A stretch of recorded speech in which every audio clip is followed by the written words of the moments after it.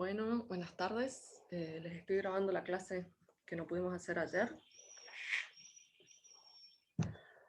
Bueno, ahí va, comparto pantalla.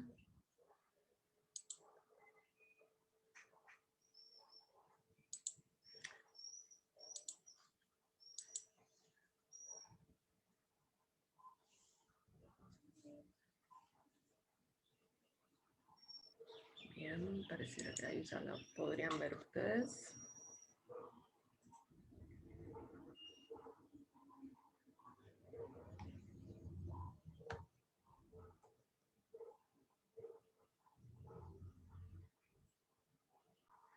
Yo les comentaba ayer que nosotros habíamos visto la clase anterior el ciclo de los nutrientes y que ahora vamos a ver los ciclos biogeoquímicos y el ciclo hidrológico para finalizar. Ahí está. Bueno, ciclo hidrológico y biogeoquímico. Los organismos vivos y el entorno, todo el entorno que nos rodea, que es físico-químico, lo abiótico sería, está formado por los elementos químicos que están presentes en absolutamente todos y en todo y en diferentes porcentajes. Para un ser vivo, la mayoría de los elementos químicos no son más que nutrientes, y los nutrientes pueden ser de dos tipos: macronutrientes y micronutrientes. Los macronutrientes son los elementos más importantes, digamos, son los fundamentales para el organismo y están presentes en grandes proporciones. Por ejemplo, el carbono, el hidrógeno, el oxígeno, el nitrógeno, el potasio, el calcio, el magnesio, el fósforo y el azufre. Y los micronutrientes también son importantes porque si no, no funcionaríamos como deberíamos. Estoy hablando, en este caso es un ejemplo nomás del cuerpo humano. Y se acuerdan que en la clase anterior yo les había mostrado, que lo hice muy por arriba, el tema de cómo mi perra está aportando a la clase, de cómo un solo elemento desbalanceado hace que no funcione, y era el ejemplo de la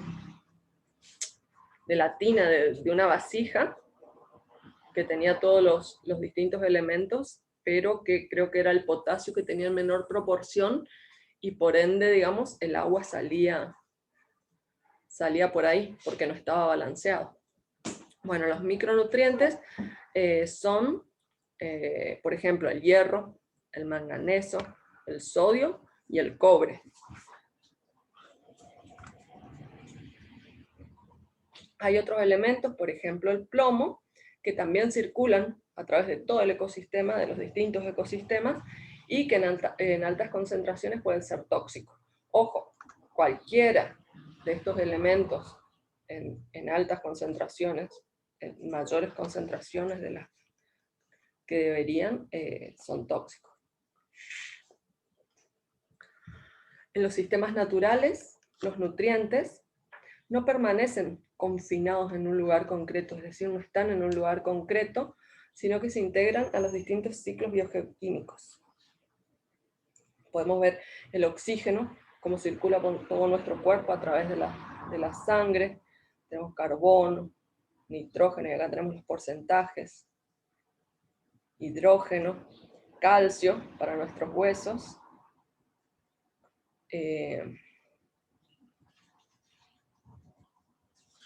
bien. Y aquí tenemos, si quieren leer, si les interesa, cuáles son los elementos primarios, los secundarios, los oligoelementos. Vamos con el ciclo de los nutrientes, que son los ciclos biogeoquímicos. Dentro de un ecosistema es posible seguir la transferencia de los elementos químicos entre el mundo inorgánico y el mundo orgánico, y estudiar de esta manera que circulan y cómo se reciclan estos nutrientes dentro de los sistemas naturales, uniendo los materiales vivos con los muertos dentro de un mismo ecosistema. Esto ya lo habíamos visto cuando les daba el ejemplo de la cadena alimentaria. ¿Se acuerdan la plantita que venía el conejo? Al conejo se lo comía un águila, después moría el águila, se descomponía en el suelo y todos los nutrientes del bicho que era vivo pasaba a convertirse en nutrientes del suelo, que es un elemento no vivo o abiótico, y que daba lugar a que nazca una nueva plantita, que también es un ser vivo. Bueno, eso es un ciclo, de eso estamos hablando. Ahora vamos a ver qué es en sí ciclo biogeoquímico. ¿Por qué biogeoquímico? Bio, porque tiene componentes bióticos, y geo, porque tiene componentes geológicos. Dentro de los elementos biológicos, bueno, tenemos los organismos autótrofos, tenemos el proceso de fotosíntesis, esto es dentro de los productores son las plantitas, tenemos los consumidores, bueno, los heterótrofos, que son los que no producen sus propios nutrientes, nosotros. Por lo general tenemos los primarios, que son los herbívoros, las plantitas, y los secundarios y terciarios, que son los carnívoros. Y por último los degradadores. Por ejemplo, los carroñeros, te da acá un ejemplo, un buitre. Yo les decía hoy, un águila. Y después los insectos. Y después dentro de los elementos geológicos, geoquímicos, tenemos en la atmósfera, que está constituida fundamentalmente por gases, vapor de agua, la litósfera, lito es suelo, que es la capa externa, sólida, de la Tierra, y por último la hidrósfera, que es el agua, los océanos, ríos, lagos. Los ciclos de los nutrientes van unidos a los ciclos de energía. Yo les había dicho también en la clase anterior que siempre hay todo un circuito que se maneja materia, energía e información, siempre. A diferencia de la energía, los nutrientes sí permanecen en el ecosistema. Habíamos hablado de la entropía, que la energía se podía perder, se iba perdiendo, que no se perdía del todo, pero que se iba perdiendo. Bueno, el tema de los nutrientes, no. Se reciclan y pasan del mundo inorgánico al orgánico, y así, una y otra vez. La circulación de la energía a través de los organismos del ecosistema es una circulación abierta. Ahí vamos a ver. ¿Qué es la circulación? Abierta, cerrada y aislada. Bueno, aislada no nos interesa porque casi no lo vamos a analizar. Sería un sistema aislado, totalmente aislado, se maneja con su propia materia y con su propia energía. Nada entra, nada sale. ¿Ven? Ahí. Nada puede entrar, nada puede salir. En cambio, en un sistema cerrado, se maneja con su propia materia, pero la energía circula. Entra energía y sale energía. Entra energía, sale energía. La materia no puede ingresar. Y después, por último, tenemos los sistemas abiertos, que son los que nosotros vemos, que entra materia, entra energía, sale energía. Es decir, circula permanentemente. Los intercambios biológicos de los nutrientes interactúan con los intercambios físicos y químicos, y por esta razón los ciclos de los nutrientes se denominan geoquímicos. Los ciclos biogeoquímicos son movimientos circulares, como habíamos visto recién, de elementos químicos del mundo abiótico, que a través de caminos característicos, como habíamos visto, la atmósfera, la litósfera, la hidrósfera, pasan desde el entorno de los organismos a los organismos y de estos al entorno. Entonces va del entorno al organismo y del organismo al entorno, y así sucesivamente. De los océanos a los continentes y de los continentes a los océanos.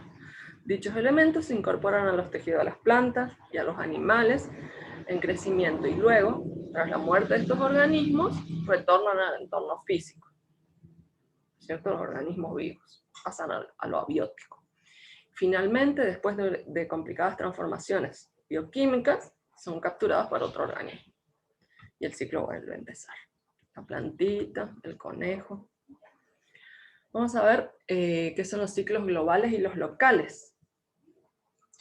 Los ciclos biogeoquímicos pueden dividirse en dos tipos, ciclos globales y ciclos locales. Acá vamos a ver un ejemplo de un ciclo local.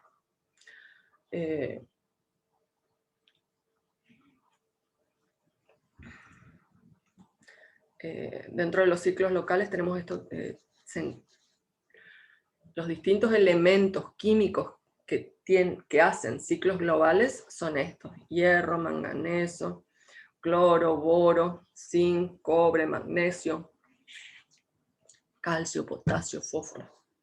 Bueno, las plantas son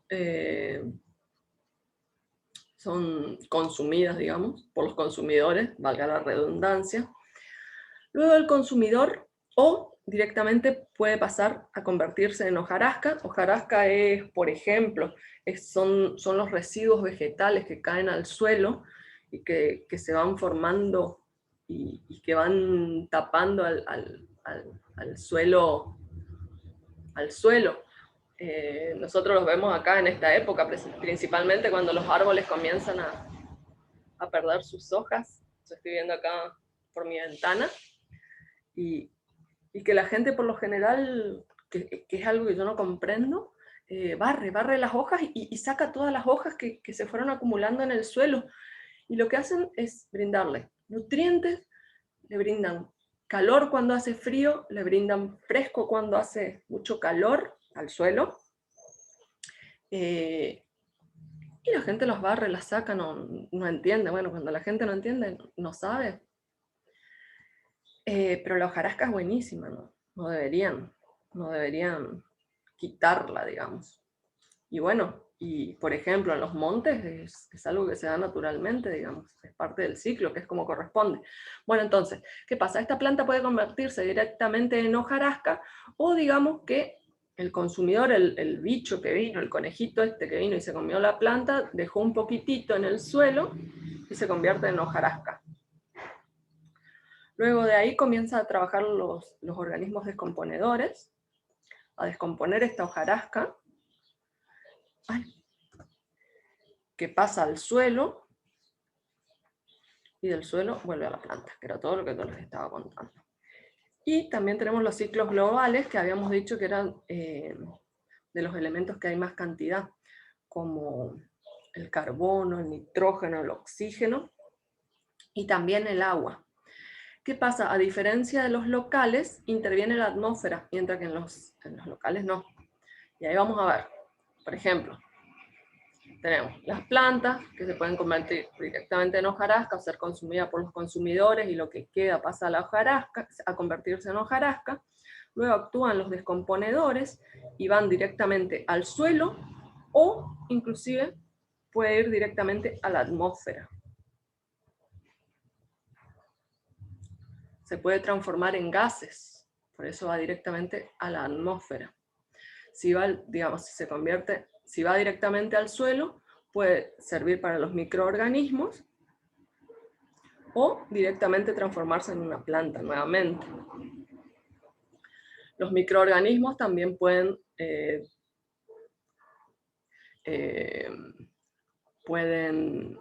morir, digamos, y pasan a trabajar nuevamente los descomponedores, y vuelve todo el ciclo. Y bueno, y con el tema de los microorganismos también pueden directamente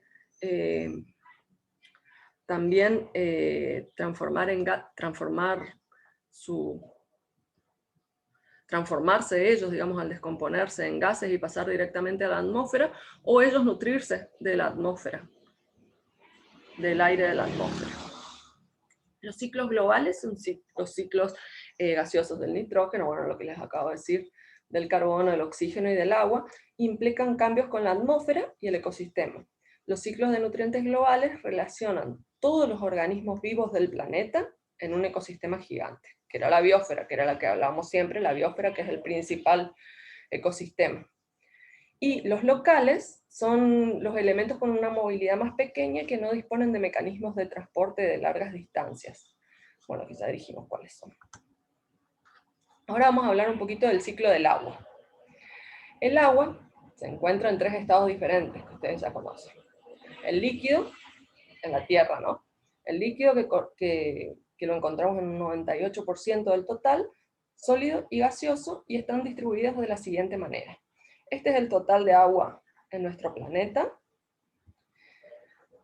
Miren, del 100% de agua, el 97% corresponde a agua salada, agua de mar. Y el restante 3% corresponde a agua dulce. De este 3% de agua dulce, el 77%, casi 78% del agua dulce lo encontramos en los casquetes polares, que habíamos dicho. Hielo. Y... ¿Me puedes cerrar? Gracias. Y bueno, y el resto lo encontramos en las napas. La nana quedó afuera.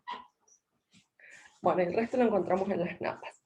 Las napas freáticas, que es por donde, ahora vamos a ver, que es por donde esto es de mi perro, donde circula el agua por la superficie terrestre. Bueno, de este porcentaje, de este 21%,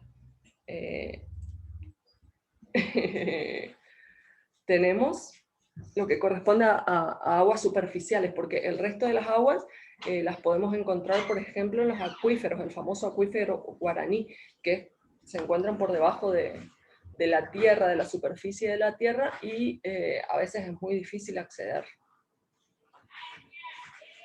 No, ya se va.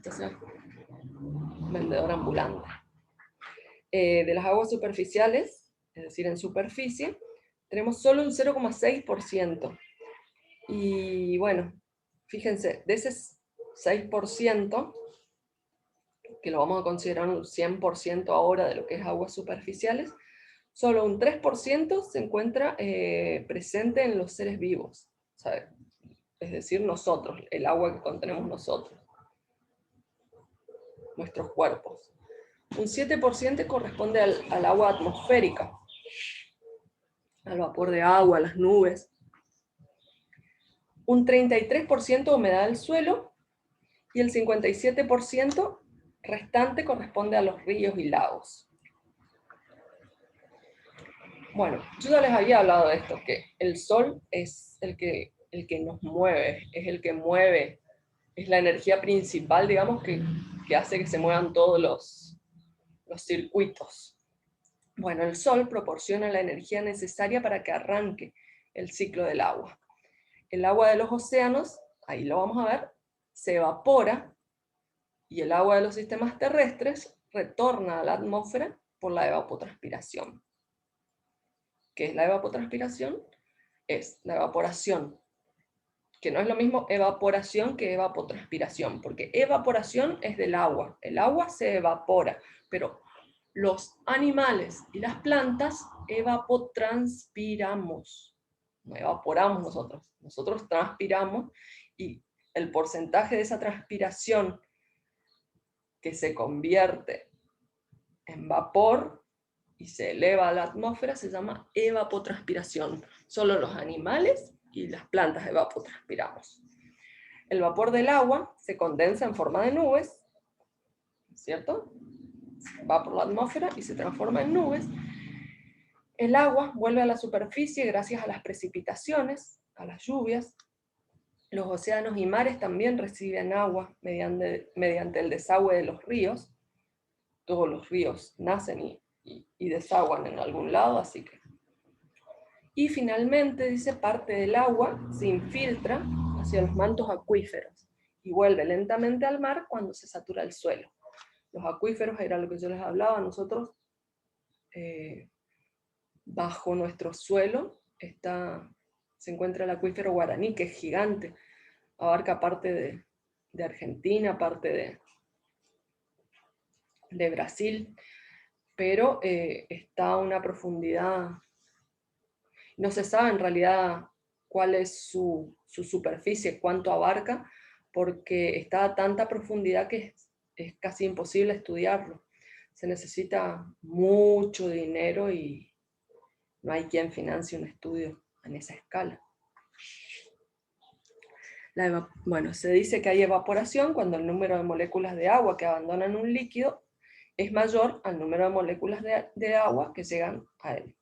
Es decir, se va evaporando, va desapareciendo. La evaporación depende de la temperatura, la humedad atmosférica y las turbulencias del agua.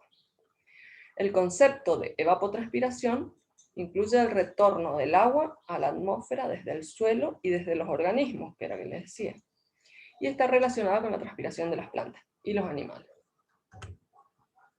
Acá vamos a ver las fases del ciclo del agua o ciclo hidrológico. ¿Por qué no estoy viendo mi mano? Bueno, a ver, que no estoy viendo mi puntero. Bueno, no lo estoy viendo. Empecemos con el Sol.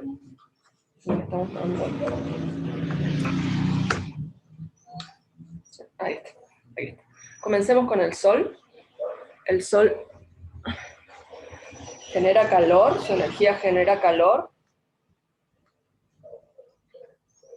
¿no es cierto? Y provoca que el vapor del agua, no importa, que el vapor del agua, aquí estamos viendo de los océanos, que se fue evaporando, se condensen y se transformen en nubes. Que son las nubes, no son otra cosa más que agua contenida en la atmósfera. Que habíamos hablado de eso también. Que a veces, por más que el cielo esté así, impecable, diáfano, todo azul, azul, azul, no vemos, pero hay nubes. Por supuesto que hay nubes. Y las vamos a comenzar a ver, digamos, cuando ya forman un colorcito, es decir, cuando tienen ya cierta carga de electrones, y van tomando color, por decirlo de alguna manera, y las apreciamos mejor cuando están negras, digamos, a punto de llover. Eso ya hablábamos la otra vez. Bueno, acá ya hay una nube muy, muy cargada, entonces comienza la precipitación, que cae sobre los valles, sobre las montañas. También tenemos agua contenida del hielo y de las nieves. Esto se da en las altas montañas o en los círculos polares. El agua cae por escurrimiento cuando el agua va recorriendo, digamos, las distintas superficies. Se llama escurrimiento superficial. También puede recorrer a través de ríos que vienen de montaña y van bajando, digamos, los valles. El suelo puede ir filtrando, es decir, tomando ese agua, eso se llama filtración, y entonces el agua también comienza a circular por debajo de la superficie terrestre, y se puede ir almacenando y formando los acuíferos, o, digamos, también puede encontrar nuevas salidas, como vemos acá, por ejemplo, directamente, o acá, y forma un pequeño manantial,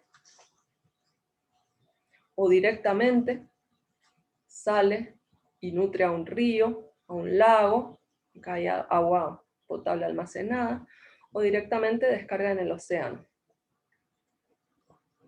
Y esto es descargas de agua subterránea. Aquí se va almacenando y forma un acuífero, por ejemplo. Y entonces comienza todo nuevamente. Bueno, y aquí están las fases: la evaporación, condensación cuando se forman las nubes, precipitación, las lluvias, infiltración, escorrentía, el escurrimiento, cuando circula por la superficie, la circulación subterránea y bueno, y la fusión.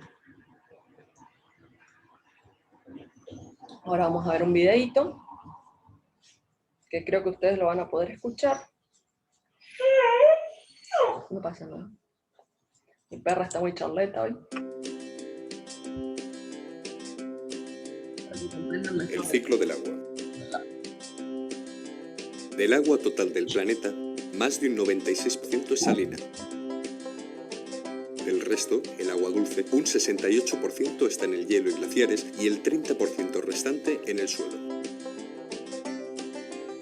Es el agua de ríos y lagos, la minoritaria, la fuente usada por las personas a diario. El ciclo del agua se está viendo afectado por cambios en el clima y porque la extracción de agua se ha multiplicado por 3 en los últimos 50 años. ¿Conoces cómo funciona el ciclo del agua? El agua de la Tierra se distribuye en océanos, continentes y atmósfera, en los que hay cambios y una circulación continua. Esta circulación es el llamado ciclo del agua o ciclo hidrológico. Este ciclo se mantiene en movimiento por la energía del Sol y por la gravedad. Pasa de la superficie terrestre a la atmósfera en modo de vapor y regresa de nuevo a la Tierra en modo líquido y sólido.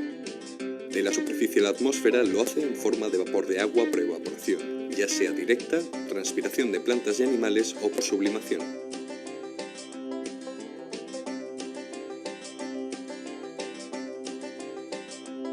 A medida que se eleva, el aire húmedo se enfría y el vapor se transforma en agua. Es la condensación, las gotas se juntan y forman nubes. Estas gotas se van uniendo en gotas mayores y continúan enfriándose. Esto da paso a que se precipiten en la superficie, de forma sólida o líquida. Tras caer, se produce la infiltración, cuando el agua penetra a través de los poros del suelo y de allí vuelve a evaporarse por la transpiración de las plantas o se incorpora a acuíferos. La escorrentía es cuando el agua se desliza por la superficie del terreno, haciéndolo también en circulación subterránea. En el caso de nieve y granizo, pasan a estado líquido mediante la fusión. Una vez encuentra el agua en la superficie, comienza de nuevo el ciclo hidrológico. ¿Sabías que los océanos actúan absorbiendo carbono? Es el llamado ciclo de la absorción del carbono. Este ciclo es importante ya que el océano absorbe entre el 25 y el 30% del CO2, por lo que cuanta más cantidad se emita en la atmósfera, mayor absorción para el océano y peores consecuencias. A priori, esta absorción es positiva porque reduce la intensidad del cambio climático sobre la atmósfera, pero el CO2 se disuelve en el océano y provoca un aumento de la acidez al combinarse con el agua. A causa de esto, el agua del mar se vuelve corrosiva para las conchas y esqueletos de muchos organismos, provocando consecuencias graves que desequilibran el ecosistema marino. No debemos alterar el ciclo natural del agua. Recuerda hacer siempre de ella un uso responsable. Hay que evitar las emisiones de CO2, realizar una extracción sostenible y evitar la contaminación del agua.